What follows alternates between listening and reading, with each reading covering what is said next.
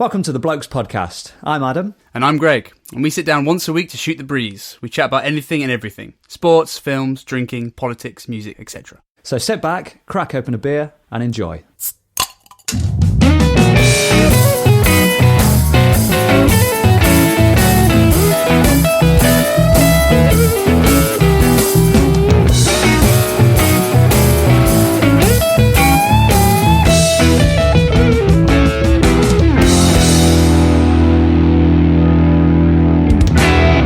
Hello, mate. How's it going? Hey, dude. Yeah, I'm very well, thanks. I'm very well. Yes. Start of a busy week, I think. Things are slightly getting back to normal. Nice and busy. I feel run ragged today for some reason. Mate. Like just already. Yeah, maybe it's the stamina, right? Because if you've been in lockdown for so long, it's like your overall level of exertion like drops way down, right? So then when you start doing little bits and bobs, it's like, oh Jesus, no, this is tough. Real life's hard again. How about you? You feeling all right? I know exactly what you mean, mate. You've just nailed it on the head. I am so tired. Just last week was a bit of a shit show anyway, because I had to... I'm not going to bore people, but I had to basically fit a load of teaching time in around schools opening and stuff again, and now I'm back in teaching this week, so it was just a bit of a nightmare. At the end of this week, it'll be great, but we're just getting through it, and it's, had to make my first road... Christ, I can't speak. I had to make my first... What's this going to be? What are you doing on the roads, man? I'm just driving on a rush hour drive is what I was trying to say. I took my first rush hour drive in 3 months or whatever. Yeah. And I'd forgotten how much stress that was causing my life, man. Big time. And it's just classic, governments have waited for the day everyone's going to schools and stuff to start all these roadworks. Oh, mate, that annoys the hell out of me. So many roads round our house. Just, oh, God. We've been locked down for a year. You've had a year to get this stuff sorted, and now's the time. Oh, man. Yeah, big time. So the amount of, horrible, awkward roadworks there are about the place, and ones with no signs or no traffic lights, and people are just honking, and people are just having to go if they think there's no traffic, all these sort of dangerous things. Oh, ridiculous. And I mentioned it to you earlier, just off camera, that went on a big cycle ride today, and man, the roads are so crappy. I would have thought this would have been prime time, to get everything done, build everything, just tarmac the roads, get it all sorted. And I'm cycling there today, just jittering up and down, it's ridiculous, crazy stuff. But you know what it reminds me of? What? When I used to work in retail, at the end of the tax year, we'd guys, we've got all this petty cash allowance we haven't spent. Right. Get the energy drinks in, get the snacks in, get the food in. Let's spend it before, because it's gonna go to waste otherwise. Yeah. You got all these local councils who've got all this money they haven't spent yet. They're about to get a new budget. Yeah, man. And they're scrambling to spend it all. I guarantee that's it. They've just left it to the last minute. Councils are a nightmare. Absolute nightmare, mate. I've never lived in a place, and I like to think I've lived in quite a few places compared to most people, different boroughs, different councils or whatever. Yeah. Not one of them I've thought, the council here's good. They're all bad. Tory, Labour, Lib Dem. I've lived in them all, and they're all crap councils. Yeah. So rubbish. Mate, there's a lesson there. There's something to be learned from that for sure. Yeah, bureaucrats, mate. Dear. They are useful, but they're rubbish at everything they do. Yeah, that's just the way. That's the way it works, unfortunately. I've cracked open the drink already. I cracked open my first beer. Great, and it's a nice one today. I was pleasantly surprised with this. I was in Marks and Spencer's. Don't usually shop in Marks and Spencer, but it's one of those ones where everything else is shut, and I just nipped in there a couple of days ago to get some bits. And I thought, God, the beer selection in here is pretty good. So I grabbed a couple of beers. First one is a Wimbledon lager. Right, so Wimbledon, relatively local brewery. The logo's great. The design and the font and everything's pretty cool. It's got a phoenix on it. It's like a sort of fiery. I don't know if you can see that. Oh yeah. Like a rising phoenix in gold, and everything looks super cool, right? And I was expecting a sort of an American lager sort of thing. But Yeah.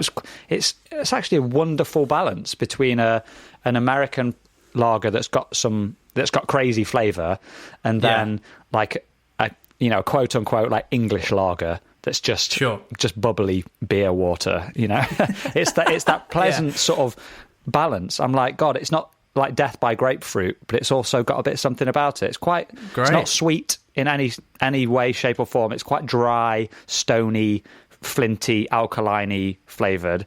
But cool. I'm digging it. I'm loving it. I'm sick of the grapefruit stuff, that American stuff. I like it, but it's overkill for me. So this is a nice little change. So if anyone wants something that's not American, but also not crap, go for this Wimbledon lager. It's great. 4.8. So I guess it's on stronger side of your sort of everyday lager. But yeah, I'd highly recommend this. Marks and Spencer. I think it was about £2. £2.20. It's a bottle. It's a 330 bottle. So it's yeah, it's not terrible. That's what you expect in a supermarket, though. Really, for a lot of drinks, like £2 for a bottle. So yeah, highly recommend that, mate. Great find. I need to check it out. I'd think they'd be trying to get into pubs, local pubs and stuff, right? Trying to get that. Yeah, definitely. Going. There must be a few pubs in Wimbledon, surely, that stock this. With it being called Wimbledon Lager, English craft lager. It says. Beautiful. I like that it says English, not British, as well. Beautiful English name. Yeah. Wimbledon Lager. I think I'm going to call her Wimbledon Lager. Beautiful name. Beautiful. Oh, good. How about you, mate? What are you drinking? I've thrown a curveball here, mate. It's the season 3 finale. Yeah. And I thought, it's nothing to do with my lack of preparation and not going to the shops and getting anything. I'm throwing something together in the house. It's nothing to do with that. It's because I planned this. And what it is a hot toddy. Oh, yeah. Nice. Now, like you say, I'm feeling a bit tired. Yeah. I'm struggling a bit. I need a bit of a pick-me-up. I need something to warm myself a bit. I haven't had dinner yet, and I'm just running on fumes. So, and this is the stake of cocktails, in my opinion. It's for those who don't know, it's whiskey, hot water, a little bit of sugar syrup or just sugar because it's hot, so you can get away with that, and then some bitters, and ideally like a slice of lemon or a slice of orange, but I didn't have that, so I have got some orange bitters in there, and it's just amazing. Cool. Dude. I started doing it a lot more this winter over Christmas time and just fell in love with it, and it's such a good one if you're feeling down, feeling ill. It cures all ailments. It's a proper snake oil that'll rub it on your elbows after a hard day's work. Yeah, man. Scottish snake oil. I love it. Yeah. You know what? It's one of those drinks that everybody's heard, but I don't know if many people have actually drunk it, especially of our age. Everyone over the age of 50 has had them, For sure. Every time they get a cold or a sore throat or something, they're drinking hot toddies. Like there's no tomorrow.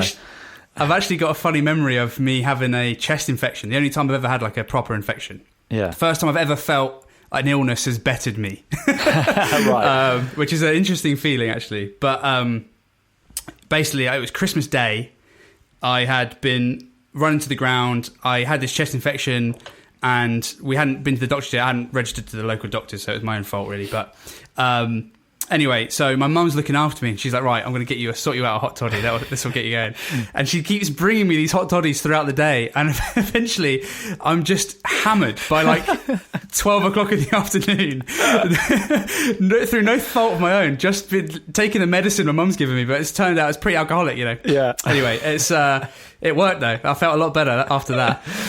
Mate, it's so funny. As soon as people think that something's like a little bit medicinal, they forget about things like the booze in it, or like the chemical, or the dangerous part of it. Like my dad, every time my dad's got a sore throat, he's straight on the scotch, straight on the whiskey. He's like, oh yeah, this will do it good. I'm like, well, it tastes good and it feels good, and it sort of burns a little bit. It feels like it's doing good, but it's not doing good in the long run, is it? It's scotch. Because I love it. It's always a thing, like because we're singers, like there's. if you get a sore throat, you need occasionally you have to sing on it, right? And you've got to like something to get you through the gig. So sometimes like a glass of scotch, if you've got a burning sore throat, like does the trick a bit. But what it does is like makes you feel better. It numbs you a little bit. Yeah. So you can get through the gig. And then after that, then it feels worse because you've been screaming on top of this sore throat for a bit, you know.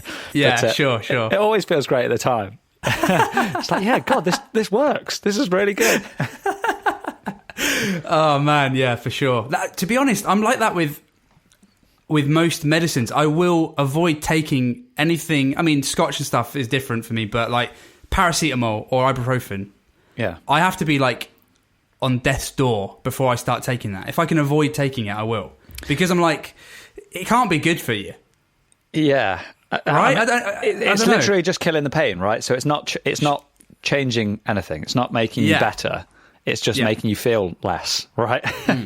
So, I guess ibuprofen's a bit different because that helps with swelling as well, right? So if you've so that's a good example of something that you can do more damage though, right? If you take that, say you've got a swollen knee or something, or you just went for a run and then you go for another run, and you've reduced the swelling, but the swelling was there to protect you in the first place. So you've done more damage now in the long run. So yeah, that's an interesting one. But yeah, I don't know. I'm just a bit skeptical of it. It's like, I know what you mean. People are very like gung ho, aren't they nowadays? Like they've only got to have a little snivel, and they're maxing out the paracetamol. Yeah. It's like it's not great for you, you know.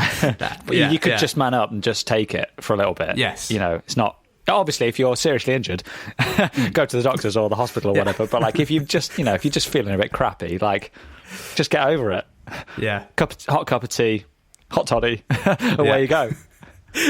So I was, again, going back to this story about me having a chest infection. I had this proud like running tally of me not needing to go to the doctor since I left home. So basically, just this is me. I'd moved back in with my mum. Are you my Uncle Mick? That's a classic uncle, granddad thing to do. Oh, no. 50 years since I've been to the doctor. Not going there again. No need, mate. No need. But now I did learn my lesson because I clearly needed it, and I had to get on, what's it called? When you got an infection. Antibiotics. They give you for that. Antibiotics, that's it. But at the time I was like, no, I'm on like a 7-year streak. I've not needed a single appointment. My GP was still registered in my hometown where I grew up, and I hadn't been back there for years, you know. Yeah. Anyway, so there you go, guys, listening out. Don't be too proud. Register for the doctor. Just in case, yeah, exactly. Just in case. Oh, man. So this week I've watched a few films. Oh, interesting. Okay. Been a few corkers as well. Some really good ones, right? Interesting. So first one I watched was Escape from Pretoria. Have you seen this? No, I haven't. This is Daniel Radcliffe. You know, Harry Potter. I've heard of it. Yeah, I know. Is it Ratcliffe or Radcliffe? I never know. I say Rad, but I think it's spelt Rat, isn't it? Right, okay. Whatever it is, it's that guy. And it's a true story about a bunch of guys who are fighting apartheid. I think it must be in the early 80s then, I guess, this particular film. Anyway, it doesn't really matter. It's during apartheid. They're fighting it. They're setting off bombs, and they get locked up in jail, right? And it's basically like The Great Escape, right? They have to escape from this prison in Pretoria, but they come up with these ingenious ways of like, you know, making their own keys and doing bits and bobs, and you know, it's like it's so tense from start to finish. It is so tense because they're constantly almost getting found out, you know, and the whole thing. Oh my God, the guard's coming! Quick, like hide it, you know, all this sort of stuff. So it was great. It was super exciting, decent acting, a few people you might recognise in it as well, good actors. Sort of like an adventure. Like an exciting adventure film. Great. That was Amazon Prime, so I'd recommend that if you've got a few minutes. What were the accents like? Strong. They were. Like, were they thick. Good? Well, okay. As in you could understand what they were saying, but they were thick, right? Correct. Yeah. They were very thick accents. I mean, to me, an Englishman, they sounded authentic. Sure. But I guess, you know, it's always the same, isn't it? It's like if you're a real South African, you're probably like, who's this guy? Who's this guy doing this fake accent? You know, it doesn't sound anything like her, you know. But yeah, to me, it sounded pretty good. So, yeah, it wasn't embarrassing or anything like that. It wasn't like Kevin Costner's English Robin Hood, or Russell Crowe's English Robin Hood, or anybody's Robin Hood. Basically, Braveheart. If Robin Hood